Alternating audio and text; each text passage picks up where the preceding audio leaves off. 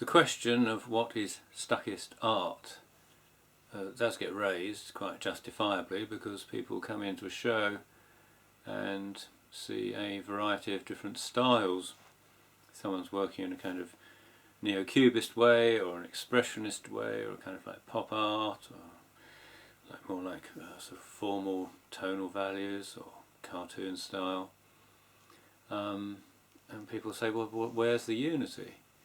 It's a bit like going into surrealist work, where you might well say someone's working in a kind of very classical style, someone's working in a kind of very automatic, sort of unconscious calligraphic style. Someone's rubbing on top of wood to get curious effects. Someone else is doing something very abstract, like Miro. Obviously with surrealism, the unifying factor is not the styles adopted by the different artists, but the approach which informs them. It's actually an ethos. It's a philosophical unity, and it's the same as Stuckism. So it has to be approached on that basis. And the next question, well, what is that philosophy? What is that ethos? And one might sum it up with the word authenticity. If I'm going to say what that means to me, it's honesty. It's being honest about oneself, about one's life, one's experiences, one's relationship, and one's art. So also one's fellows, with communication of all those things. So before you have art, you actually have artists, and the quality, and an artist obviously is a person, and the quality of the artist will get translated into the art. So let's look at the person. What is that person doing in their life? What kind of relationship do they have with themselves, with other people, with their problems, with their faults? And how deeply do they know themselves? Are they trying to escape these things and put something artificial in their place? Or are they engaging with them, and are they progressing as people as life goes on?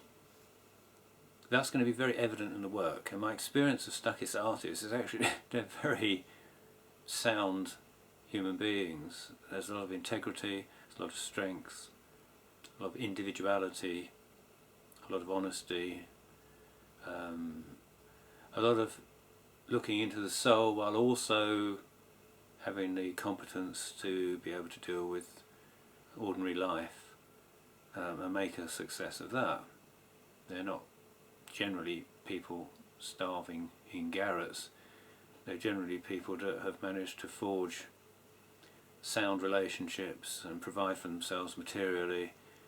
Not necessarily wealthy, but competent, because they've given over a lot of their time and energy to making their art.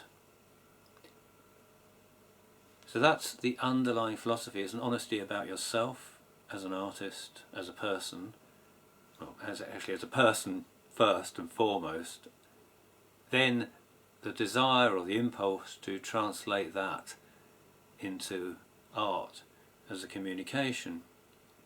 So the next thing is about how the art is made, and it has to obviously have an aesthetic content if it's a figurative painting. You have to develop a degree of skill and the ability to manipulate the medium you're using to the level which is necessary to embody what you want to say.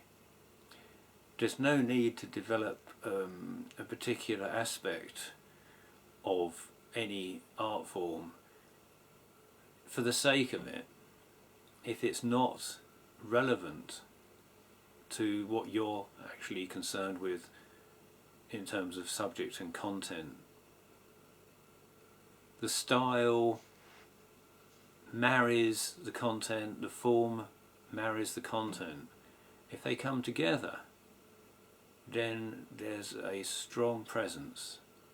So essentially the artwork stands in for the artist, and it's a bit like being in the room with them, talking to them. If they've got something interesting to say, then that should be there in the artwork. You should get that impression, you should get that feeling from it. It actually takes you into the mind of the artist, into the soul of the artist. So one might say that a painting is a photograph of the psyche, is an image of the soul, and you can't get that any other way.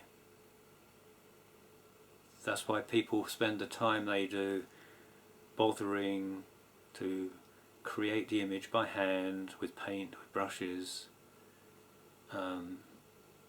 because it's the only way they can actually achieve precisely that end. Why paint? Well, Stuckists don't only work with paint. They use photographs, music, writing. They all have a different potential. But paint can do one thing. It creates a visual image. Photographs do that, but you have to have an object in front of you in order to make that visual image.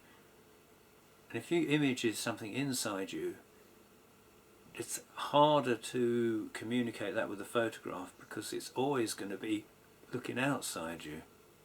It has to have something so that the light rays can imprint themselves on the well, it used to be a film negative, of course, but now it's the receptors of the digital camera.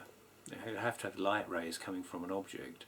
But if the light rays are coming from something inside you, you can't stick a camera inside your brain or down your throat and take a photograph of your psyche. It won't tell you anything. It will just show you what your lungs look like, or your brain cells look like, or whatever. It won't tell you what your emotions are like. It won't tell you what your thoughts are like. And that's something that painting can do, and that's why people use painting as well as using other things. And I take loads of photographs and I enjoy taking them. There's a very different result from taking a photograph of something and doing a painting of it. There's a very different result from having the original object and doing a painting of it. Depending, of course, on how the painting's done. There's nothing particularly worthwhile in painting for its own sake. You can have very bad paintings. It's only if it's used in the right way, used to its fullest extent, that it becomes something valid. So to sum up, what is Stuckist art? It's contemporary art, but it actually incorporates wider values, and it's an honest expression of a person who has themselves depth and individuality that's actually worth bothering to find out about.